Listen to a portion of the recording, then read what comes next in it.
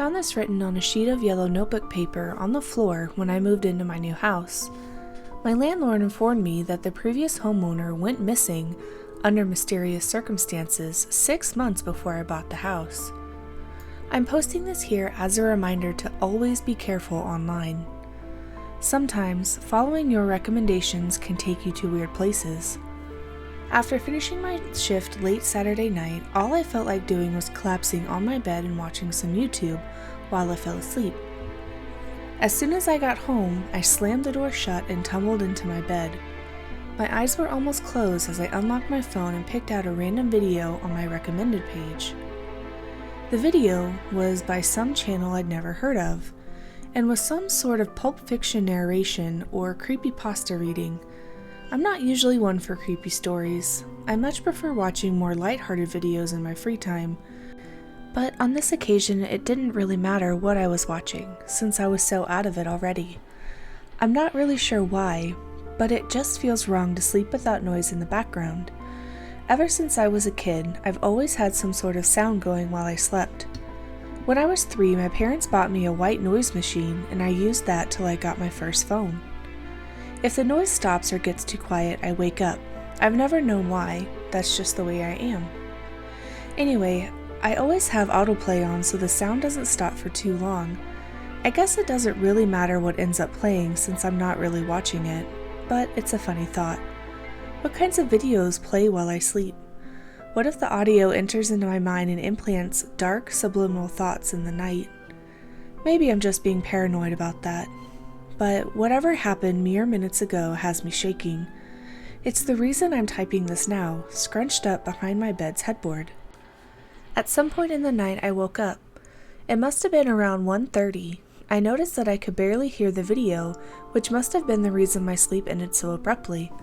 I groggily opened my eyes and sat up. I saw the dim light of my phone screen shining up from the floor beneath. I groaned and picked it up off the ground and saw the video I was on. It was a video with 0 views. I wondered how many videos it took for me to get here. The first video I'd clicked on had about 100,000 views. The video's title was Nighttime Exploration. The description consisted of only one word, hey. Confused, I tapped on the screen. That's when I noticed that something was wrong with the video. I could see the amount of time that I had already watched, but not how much was left. I had only been watching for 9 seconds, but I had no idea how long the full video was. At first, I wondered if I was actually watching a live stream, but thoroughly examining the description and everything around the video, I found there was no indication of this being live. I decided to watch it because I was awake by now and fairly intrigued. I had to stare at my screen for a few seconds before I realized what I was looking at. The camera was pointing at a door. More specifically, it was pointing at the doorknob. The video was oddly silent. I had to crank up the volume to the maximum to hear anything at all. What I heard was breathing. The breathing was presumably that of the cameraman. It was scratchy and deep and sounded uneven, like he had run several miles to get to the door. I almost skipped to the next video in my recommended when I saw nothing was happening, but right as my thumb was hovering over the next thumbnail, I noticed something on the screen. The camera shook as a hand, which belonged to the cameraman, emerged into view and wrapped itself around the doorknob. The hand seemed larger than normal and was wearing a black glove. The glove had rubber on the palms and fingers, which allowed the hand to open the door. As the door swung open in the video, I heard a small squeal come from my phone speakers. At the same time, I thought I heard a similar noise come from downstairs.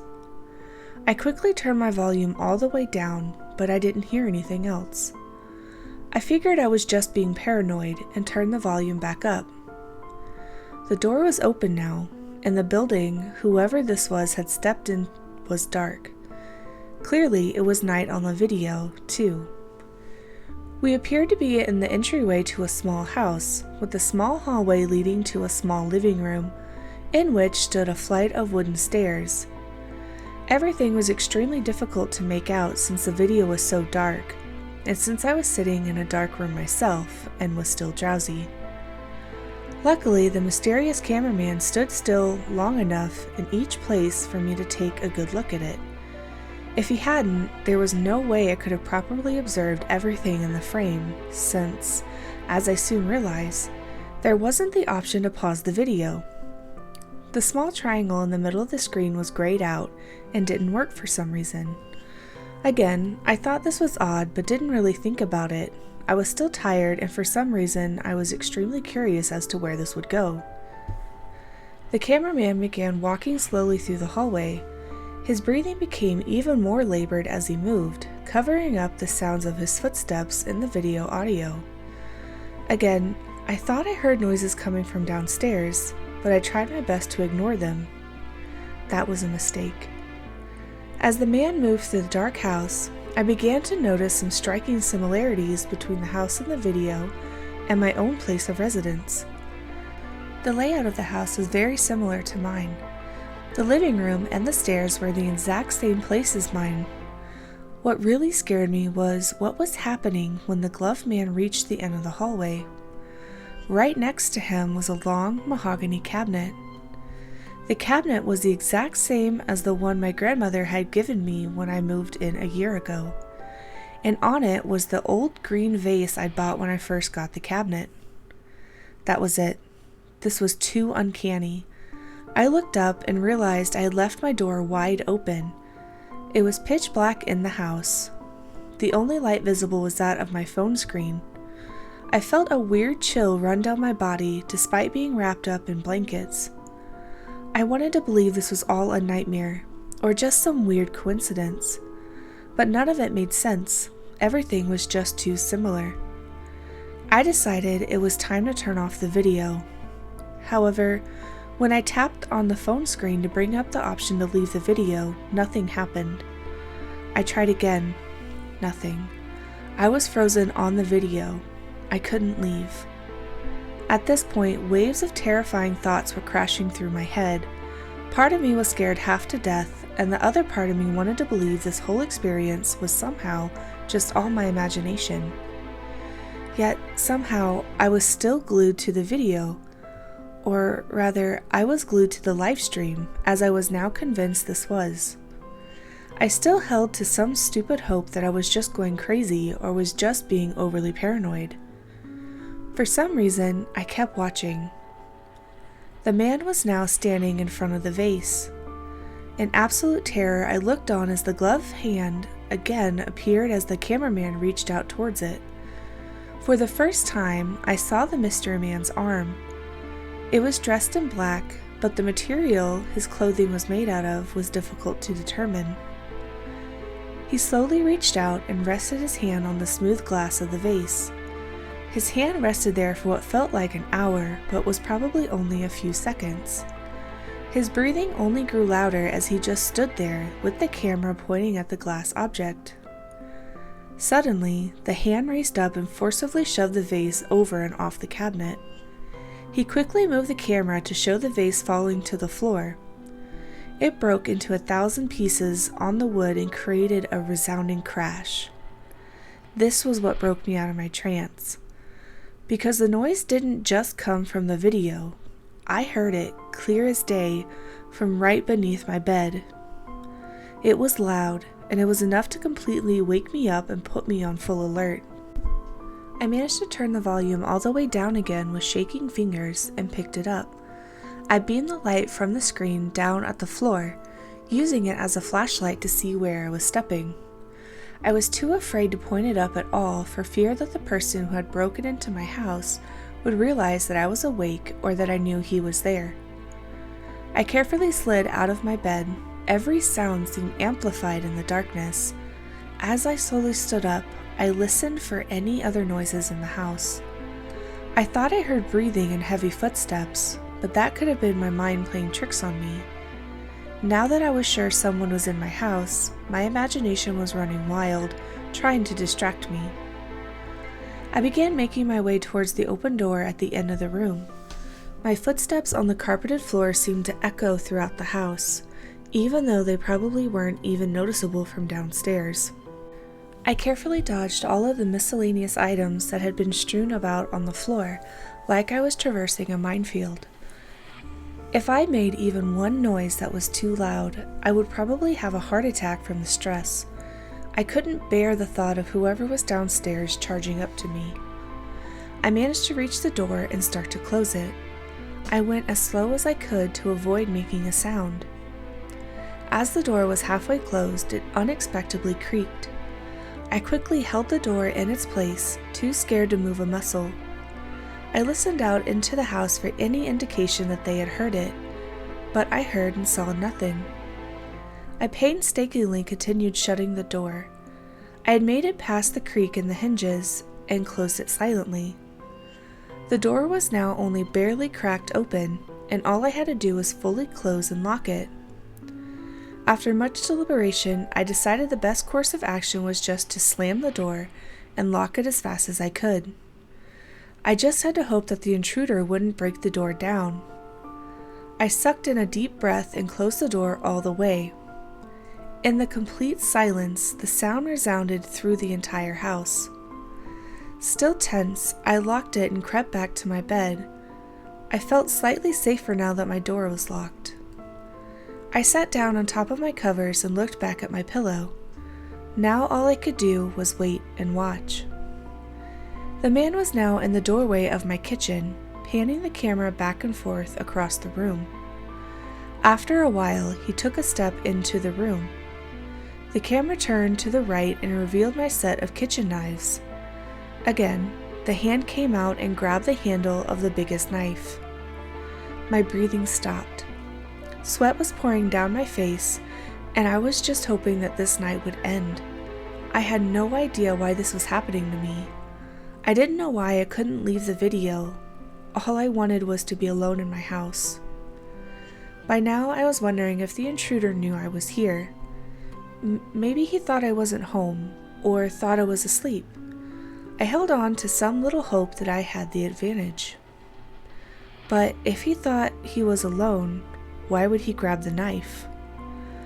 I looked around the room for any kind of weapon. The closest thing I could find was the lamp on my nightstand. After confirming my weapon's location, I shuddered and checked the man's position. He was now walking through the living room again. I turned the volume up and leaned in, listening for anything. As I did this, I thought I heard a faint chuckle. It was very quiet but noticeable. The intruder walked slowly through the room. I noticed that he was walking somewhat unevenly, since the camera was shaking. I figured the man must have a limp. The cameraman's steps were so slow that I checked the clock to see how long I had been watching. I determined that I had been suffering through this video for over half an hour. At last, the man reached the foot of my stairs. He laboriously lifted his foot onto the first step, then the next one, then the next one. I could see my door slowly come into frame as he ascended the stairs. He was climbing the steps to my room. I had never felt this level of fear before. The thought of an unknown assailant climbing the stairs right outside of my door shook me to the bone. I wondered what I would do when he got here. Would he try to break in? How would I fight him with nothing but a lamp? I couldn't call the police. My phone was frozen on the stupid video. I was trapped. It took only a minute for the man to reach the top of the stairs, but it felt like 1,000 lifetimes passed before he was at my door. The whole time, I could hear his footsteps, clear as day, only a few feet away from me. The video showed him taking a few steps until he was standing mere inches from it, then angling the camera to point at the doorknob just as he had in the beginning. The video kept going for several seconds, pointing at my door. Then, the video ended. The audio stopped, and the screen was completely frozen on the shot of the doorknob. I could hear how the quiet sounds of a man's breathing on the other side of the door. I beamed the light from my phone down at the bottom of the door. Sure enough, 2 long, distinct shadows confirmed my worst fear. The man was standing at my door. Alone and out of options, I decided to just hide. That's how I ended up here now, squeezed between my wall and the bed's headboard, writing out this on a piece of paper. My room doesn't have any windows. The only way out is through that door my intruder is blocking. I can't leave. I've tried everything. I can't turn off my phone. I can't leave the video. I'm trapped. It's been hours and he won't leave. My only choices are to stay in here or fight. And I sure as heck can't fight him. If anyone finds this, I'm already gone. Please, just heed my warning. Be careful on the internet. You never know what you may find.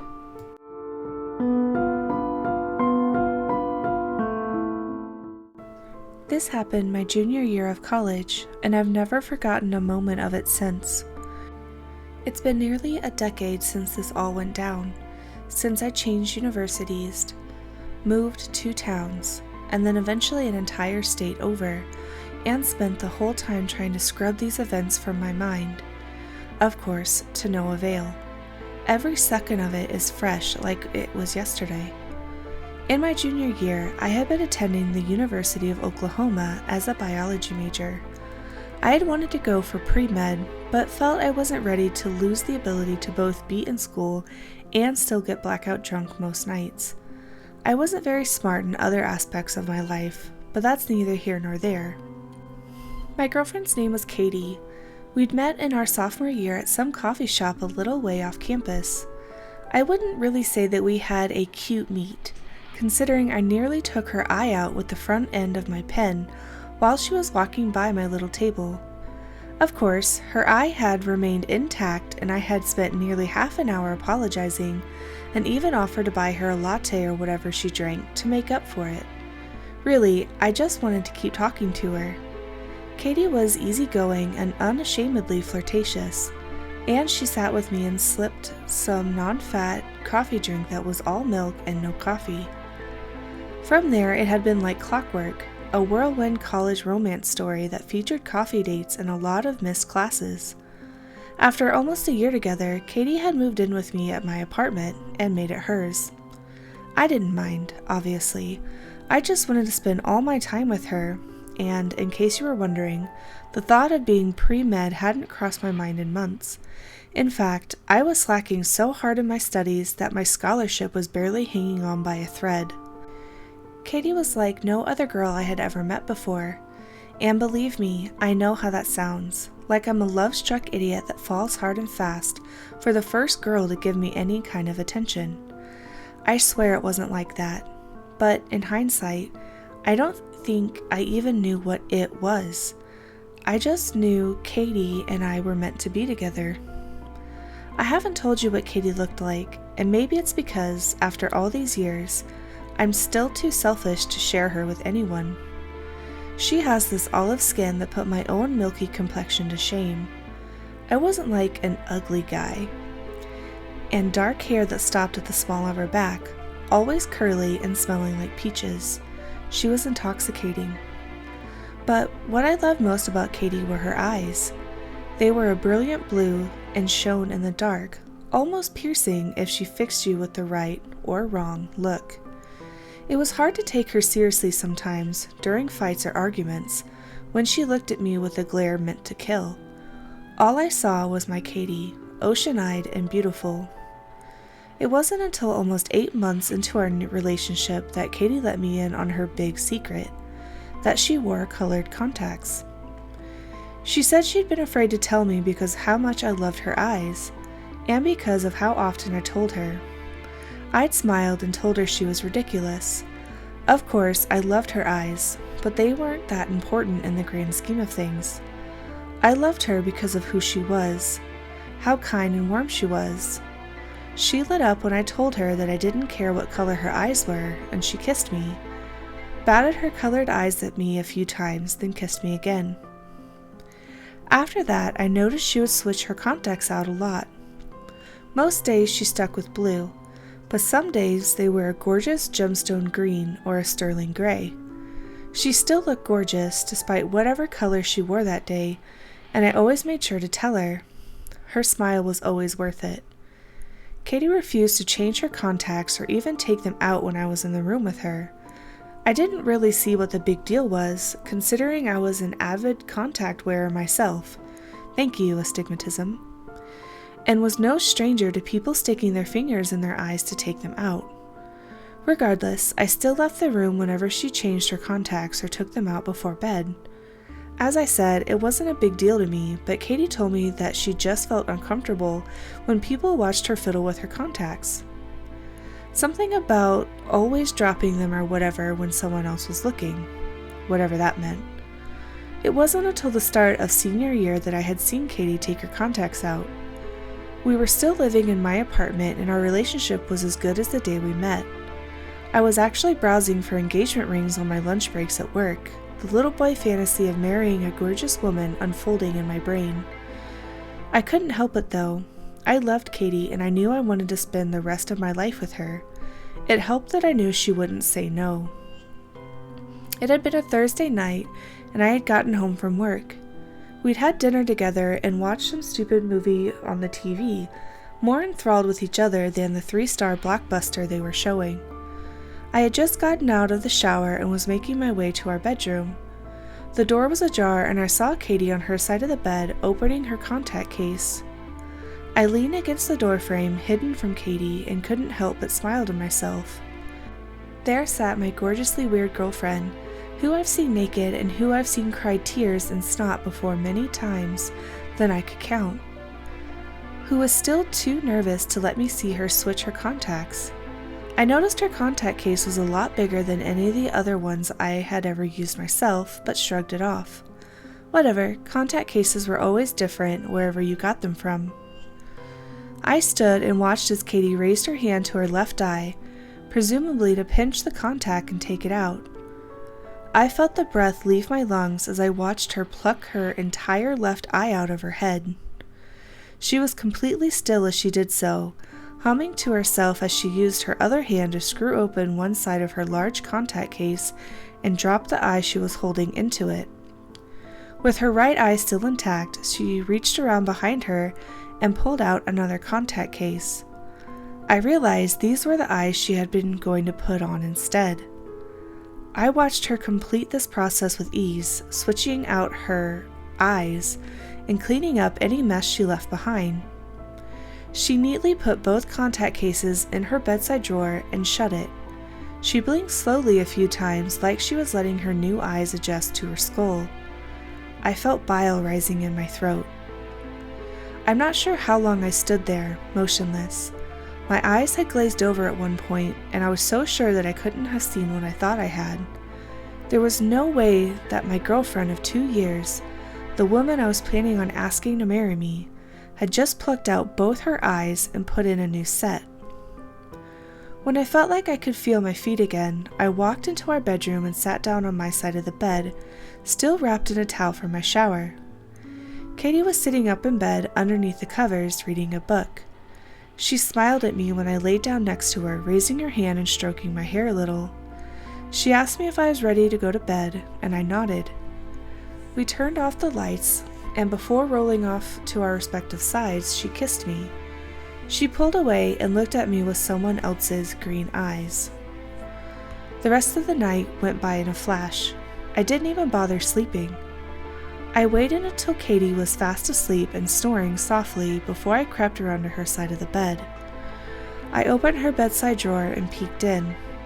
There were dozens of those contact cases, scattered next to empty wrappers and a water bottle. If this were any other kind of situation, I would have made fun of her for how much of a slob she was. I grabbed a handful of cases and crept to the bathroom. I locked the door behind me and sat down on the toilet. I don't know how badly my hands were shaking until I brought one of the cases closer to my face. I unscrewed the cap. An eyeball looked back at me. It was bobbing in some kind of clear liquid solution that stank of chemicals. I wondered briefly what kind of chemical was necessary to keep eyes fresh, keep them on ice. I left that night. I put Katie's cases back and packed a bag. Clothes, chargers, my wallet, even my passport. I didn't know where I was going yet. but I knew I couldn't come back there. I didn't want to. I dropped out of the University of Oklahoma the next day. I remember getting in my car and just driving. My phone rang a dozen times, presumably Katie freaking out and wanting to ask me where I was. I never picked up. This was 10 years ago. I returned back to college when I was 28, settling in a small town in Kansas called Lebanon. I've never gotten married. I still have nightmares of what I found in Katie's drawer, nightmares of her finding me and coming for my eyes. She always told me they were such a pretty color.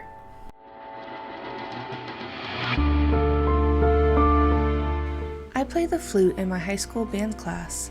There was this one kid who played the tuba. Let's call him Quentin. Quentin seemed like a typical nerdy band kid. He was short, wore glasses, and always smelled a bit off. I did go out of my way to be nice to him since he seemed like he was lonely and didn't really talk to anyone else in class. That was the biggest mistake of my life. When I did talk to him, Quentin was obviously not the best at social interaction. He wouldn't stop bringing up Reddit-type memes like Keanu Reeves in World War II memes. He was like a walking Reddit stereotype. Still, I indulged his taste because I felt bad for him. I stopped going out of my way to talk to him when he started not so subtly flirting with me. At first, he seemed like a typical own the libtards conservative, but that oddly seemed to change when I told him I was a leftist. He legit started following leftist Instagram accounts and reposting their posts on his story. He would go up to me randomly and ask if I read theory, which I have, obviously, but he couldn't name any he's read. He even got a vocal argument with some conservative-leaning kid over something stupid, just so I could hear him argue on my side. As if that would somehow make me fall in love with him. Quentin would not leave me alone, so one of my friends told him to knock it off. One day in class, he asked me out, in front of everyone. He said, "I know you like me back. You want to go on a date?" I have absolutely no idea how he got the idea that I liked him back. I told him no thank you, but this didn't stop him. My aforementioned friend, who was sitting next to me, said, "She said no, thank you." Quentin glanced at him, merely saying, "I know you're the only reason she's saying no." When he asked what he meant by this, he said, "It's obviously you and all her other friends are just jealous of her. That's why you're forcing her to pretend not to be into me, because you can't handle the thought of her having a boyfriend. That's why you reported me for harassment and she didn't. My mom works for the PTA, you know." I actually kind of laughed at the absurdity of this, and my friend did too. Quentin took us not immediately shutting him down as confirmation he was right. He left saying, "I'll find a way to your heart eventually." He texted me later that night asking me out again, which of course I turned down. He kept saying things like, "You shouldn't have to keep pretending for them. I know you're really into me." Eventually, I blocked him, hoping this would get the message to him, but of course, it didn't. When I came to school the next morning, I was greeted by him yelling at my friend for forcing her to block me. They almost got on a full-on physical fight, which surprised me because Quentin was about 5'7" and skinny, and there's no way he could take my 5'10" buff male friend in a fight. A few days later, a guy I'd had a crush on for a while texted me. He says he got my number from my friend and apologized if he came off as creepy, but he really wanted to see me. Of course, I was happy to do this, not only because I liked him, but also I figured having a boyfriend besides Quentin would get rid of his illusion that my friends are the reason I'm not giving him the time of day. Although I was a bit worried that Quentin would react badly to this, but I reassured myself that he couldn't really do anything since all my friends know about him. We decided to meet up in our local park. I noticed he was taking a while to show up when I got a tap on the shoulder. It was Quentin. I immediately froze and asked him what he was doing here. He told me, "Just enjoying the outdoors. What are you doing here?" I told him I was meeting up with a guy and that he'd be here any minute. Nolan, right? That was the name of the guy I was meeting. How did you know? I asked him. I was starting to get creeped out. He held up his phone with my text on it. Quentin had been pretending to be Nolan the whole time. I immediately asked him what was wrong with him and what was he doing. He said, "It's okay, this way you can finally confess your feelings to me." What do you mean? Your friends aren't here. They can't force you to say no this time. Come on, I know how you really feel about me. Just say it.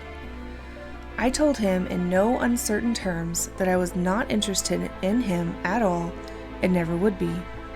But this still didn't convince him. He still thought that this was somehow my friend's doing, and that deep down I really did have feelings for him. He just kept pestering me over and over, saying I didn't have a logical reason to turn him down. Eventually, I just left and got into my car. He tried following me to my car, but I thankfully was able to get in and lock the door before he tried any funny business. The next day, I tried reporting him to the principal, but once again they said there was nothing they could do since he hadn't actually touched me or broken any laws or school rules. That day, I got a text from one of my friends with a link to a Reddit account. I'm not going to link it here because it might violate Reddit rules, but there's no way it wasn't Quentin's. It was chock full of posts on advice subreddits on how to get a girl to like you back if her friends are forcing her not to, along with complaints about women not being attracted to short men. One of the posts was even asking if it's a good idea to catfish a girl in order for her to safely confess her feelings to him. My blood turned cold reading this.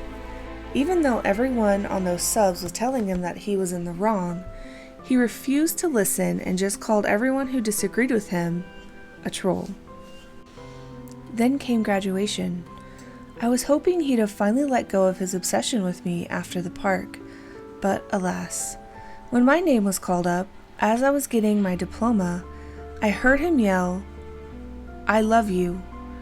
I got major secondhand embarrassment from this, as did pretty much everyone else there, I'm sure. After the ceremony was over, I saw him yelling at his parents saying, "I don't want to talk to anyone tonight. My night's been ruined already."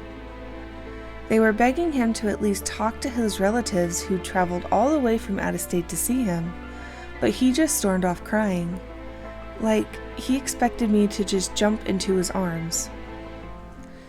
That happened just a few days ago. I'll update you guys if he does any more creepy stuff.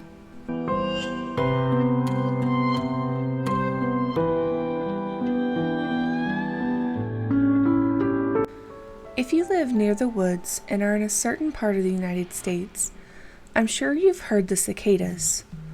I live way out in the middle of the woods, at least 10 miles from the nearby town in northern Kentucky. I wasn't going to say exactly where I am, but maybe if one of you is close, you can come and help me. Everything started a few days ago when I really listened to the trees.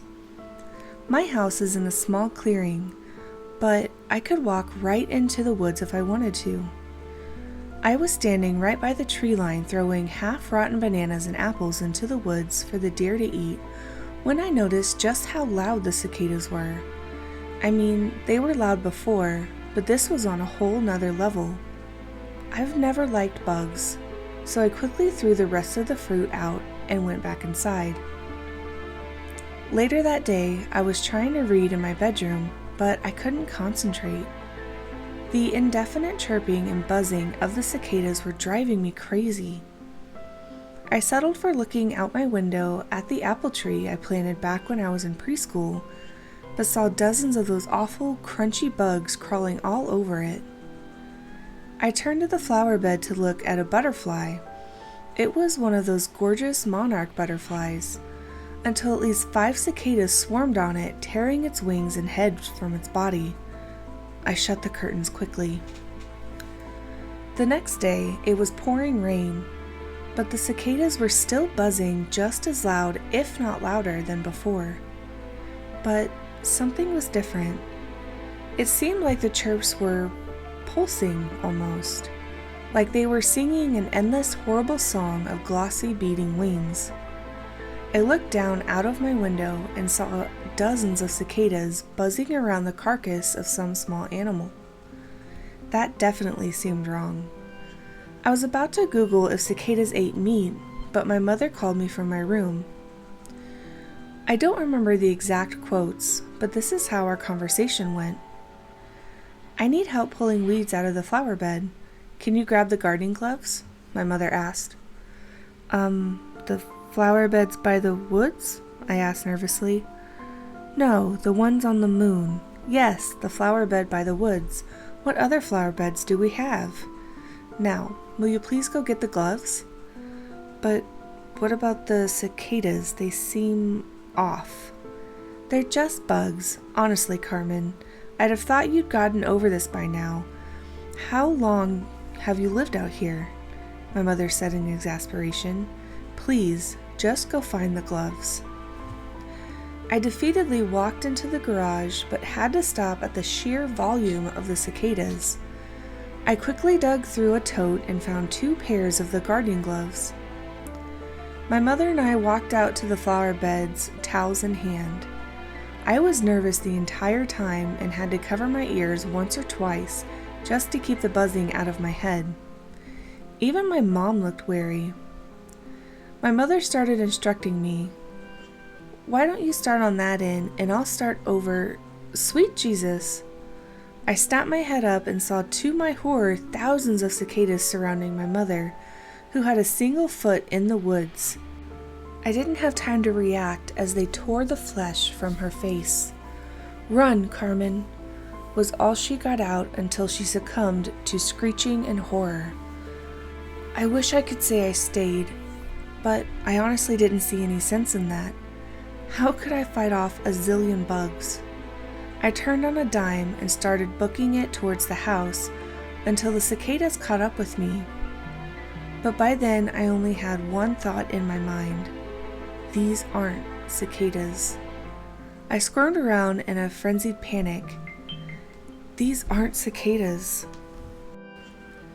I thrashed around on the ground, hearing that awful crunch as I crushed them.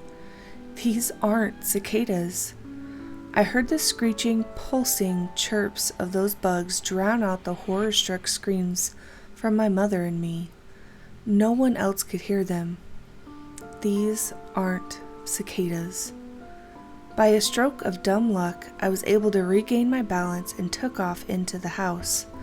I was able to make it inside with only about a half dozen making it in with me, which I squashed with some difficulty. I inspected one of the not cicadas and saw that it was at least twice as big as a regular one. It had a strange bluish tinge and had horrible fang-like pincers that explained the numerous cuts and bites that were already swelling up. The next thing I knew, I was on the floor with my hands over my ears as the not cicadas seemed to be howling. It sounded as if a plane was taking off in my backyard. I hurriedly ran down to the basement, and I guess that's where my story ends. I loaded up our old computer, and although the Wi-Fi is fleeting, I don't even know if this will send out. I typed up a plea for help. And here we are now. I guess I can only hope someone answers it.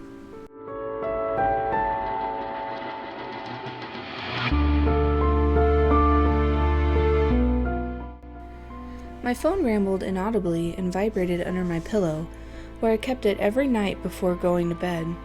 The vibration stirred me awake. I groggily swiped under my pillow with my hand, trying to locate my phone as it vibrated more and more. My hand was met with nothing.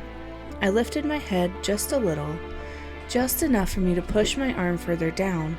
Finally, my fingers rested on the corner of the phone. I grabbed at it. I pulled it out, cussed when the screen's brightness hit my eyes. Dang, I forgot to adjust this. I squinted, reducing the brightness, while my eyes tried to locate which of the apps had woke me up. Eyes went wide when I realized there was a bunch of messages from all my social media apps. WhatsApp was leading with 20 messages, then Facebook, then Twitter, then Instagram, then Reddit, then Messenger, and there was a bunch of SMSs. The notifications littered my screen. The clock at the far corner read 2:37. My thumb slid down on the screen to unlock, but it wouldn't budge. I tapped at it in frustration but gave up. I really don't have time for this, I said to no one but me. I was about to toss the phone aside when it started vibrating in my hand. Messages started coming through. I was half asleep, but now there was no way I could ignore this. I opened my eyes some more and tried unlocking my phone again, to no avail. Then I realized something that made me pause. The messages, they were getting clustered and my eyes were scanning the screen in bewilderment. It was the same message on all apps. Don't look, don't talk. On WhatsApp, don't look, don't talk. On Facebook, it went on and on for 30 seconds or longer. I'm not known for my cool-headedness. Now I was downright furious because I thought I was hacked. And I was losing sleep because of some lonely, sad, miserable person who wanted to make a joke. I clicked my tongue in annoyance, also rolling my eyes. That's when I felt behind me, at the side of my bed. Like there was added weight. It shifted. It felt like someone had just got in. That's when the messages stopped. I couldn't move. All I did was lie there facing my bedroom door, eyes darting from door to the phone. Something or someone was in my bed.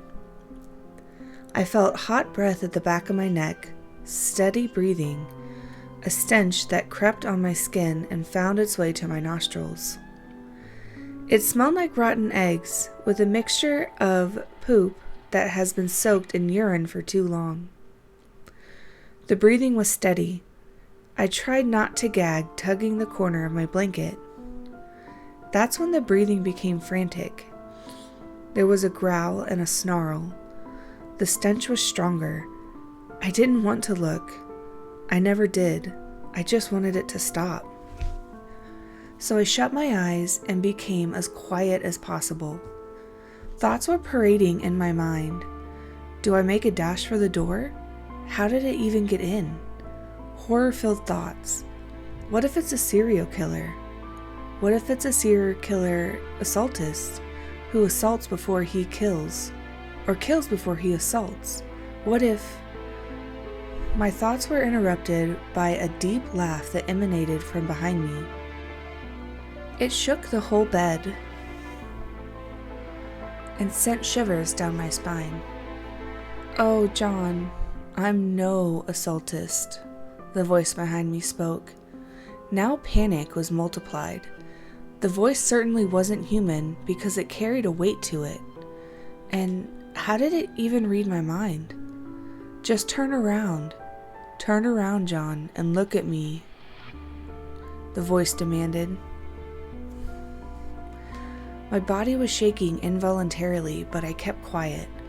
I just kept thinking, if I could just pull the covers over my head, then everything is going to be fine. That's when I felt my body become light. I didn't dare open my eyes, but I was screaming silently. I felt myself ascend with wind rushing. I could tell I was moving somehow, no longer at the fortress that was supposed to be my house. Then nothing. Everything just stopped. Then I was falling faster than I was rising. I started panicking, feeling myself descend at the speed I thought I was going to splatter on the floor. The wind roared and battered my skin. I wanted it to stop. I wanted it to just stop. But my mind was still repeating those messages. Don't look, don't talk. Silently hoping for a miracle, for it to stop. And it did. I didn't realize that I was panting, but it started to get hot. I could feel myself sweating. I knew I wasn't in my house anymore, but I was still on my bed. Distant screams. I heard crunching of bone and roasting of flesh. The sound of fire sizzling raw meat. Menacing laughs as people high-fived and had a cookout. There was a ripping sound and a deep voice talking over a person's scream of agony. The new ones are always tender. This is the meat we want down here. Something wet landed on my face and it made me flinch. I almost opened my eyes. The air was thick with a smell I'd recognize anywhere. It was blood. A wet tongue ran across my face. It was slippery and slithering from my cheek to my forehead. It took everything from me not to jump up in disgust. Just look, it's nice here, a voice spoke. It was empty and sounded rehearsed. A smell of burning flesh attacked my nose. My heart raced, but I couldn't feel it. Then the thing moved away from me. I could hear something being dragged, whimpering, and they stood centimeters from my face. Please don't kill me. John,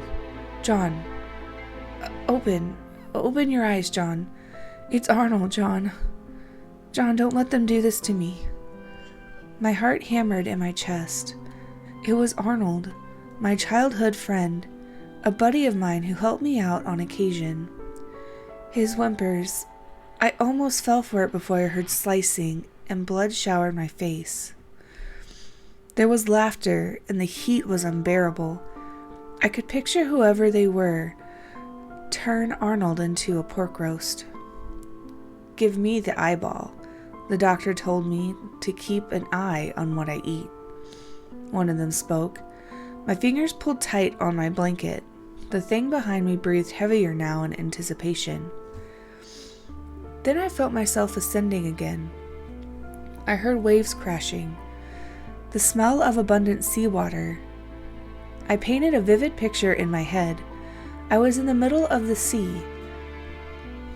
But how? Panic set in when I felt the tip of my toes getting wet. Then my foot. Then my leg. I was drowning. I went under and under. My clothes stuck to my body as water covered me to the neck up. I was hyperventilating. I took in short breaths of air with my mouth and prepared myself to go under.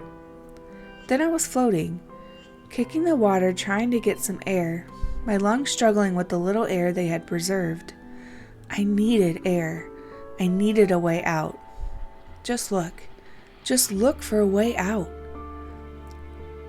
But another thought. Don't look. Don't talk. Water invaded my nostrils and my mouth. I could taste the salt. Then, just like that, I was ascending again. I inhaled hungrily and coughed out water. My throat was burning, chest rising and falling while I struggled to keep my eyes shut. Next thing, something bites me. What the Then small bugs made their way all over my body. Some big, some small. I heard flies buzzing past my face. I pictured bees, ticks, bedbugs, ants, spiders, all biting me. Some of them were pulling my eyelids. I groaned in pain. There was a foul odor in the air. I moaned in pain, and one of those ants found their way into my boxers. I shuddered from just thinking about all sorts of bugs crawling on my skin. Don't look, don't talk. Don't look, don't talk. Ah, strong human. Others break at the first trial. The voice behind me spoke. First trial? Screw this, I just went out, was in my mind. I descended somewhere in the middle of the street. Car horns erupted around me. Get the F out of the road, you homeless person, one yelled. Another one added, just run him over. And there were murmurs. What's causing the traffic jam? Run him over. Is he suicidal? Honk, honk, car horns. Sir, you on some kind of drugs? Sir, please get up from the road. The voice had an air of authority to it. For a moment, I thought maybe I had passed out in the middle of the road. I heard a loud engine roar to life. I patted in front of me. My fingers landed on hard tar. I was really in the middle of the road. I could hear a truck coming towards me. I panicked, clenching my eyes tighter. Then the engine got louder. I could smell the burnt tire and feel tire meet my face, pushing in my skull. I had immense pain, then nothing. I sighed in relief. That's when I felt the side of my bed shift. Another weight was added. Daddy? I couldn't stop myself from crying. It was my daughter, Emily. Even after 4 years, her voice still sounded the same. Look at me, Daddy. I miss you. Mommy does too. Why won't you talk to me, Daddy? She tugged on the back of my shirt. Am I not your honey munch? I bit down on my lips so hard it started to bleed. Anxiety crammed itself in my throat, blocking my nasal passage. Breathing became foreign, tears streaming down my face. There was so much I wanted to say to her, I just couldn't.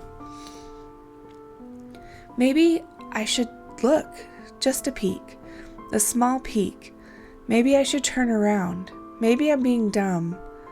But I wasn't going to tempt fate or whatever this thing was.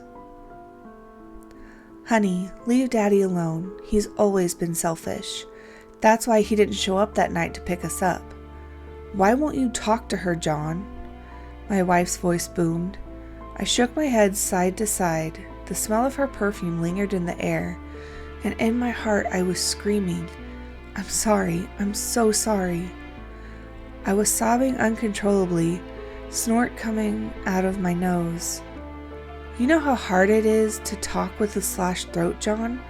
Talk to me, she insisted. We've waited for a long time. Why won't you talk to us? Let alone just look at us. You pathetic sack of flesh. I hope they skewer you. A wet hand slid from behind me to my neck and fingers squeezed. Then there was a lightning strike. Drops started falling from the sky. It was raining hard, thunderstorms and wind lashing out, rips being made in the sky by lightning. I could hear them clearly. It's okay, hun. We'll just have to wait a little longer for the bus, okay? And Emily spoke. Okay, I just wish she was here like you said. The rain hit harder. Drops hit my skin like acid. Her hand on my neck pressed harder. I was losing air faster.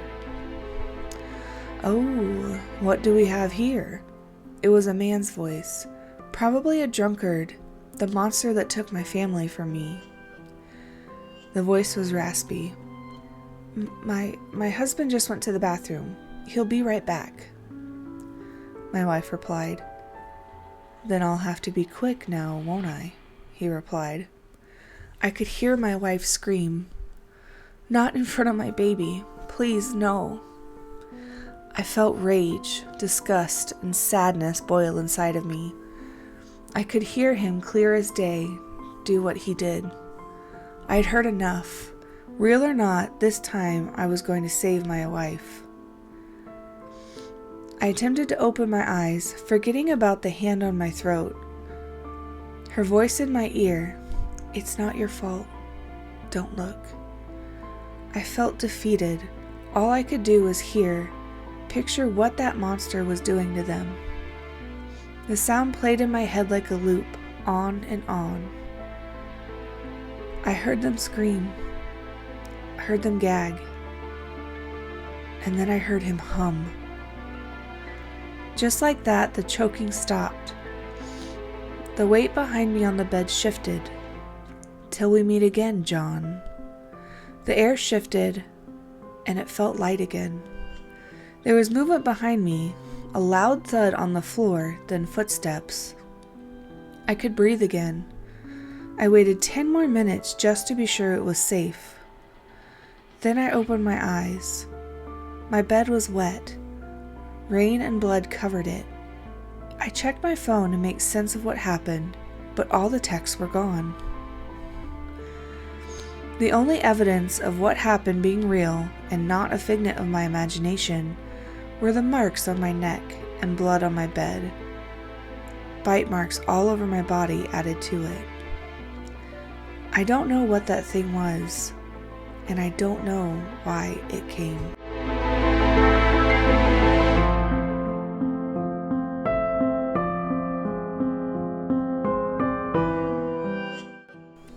Hey friends, thanks for joining me today. I hope you enjoyed the stories as much as I did. I know I've been on a small hiatus lately. Life just keeps seeming to get in the way, but I plan to be back on schedule. As always, if you have any stories that you would like to share, please email those to me at reisnernails@outlook.com, and I'd be happy to add those in the next video. Also, if you like what I did here, if you like the stories and you like hearing me read them and you like seeing the nails, please go ahead and subscribe and give me a like down below. It means a lot to me and helps my channel out a great deal. Thanks for listening, guys, and I will catch you guys in the next one. Have a good one.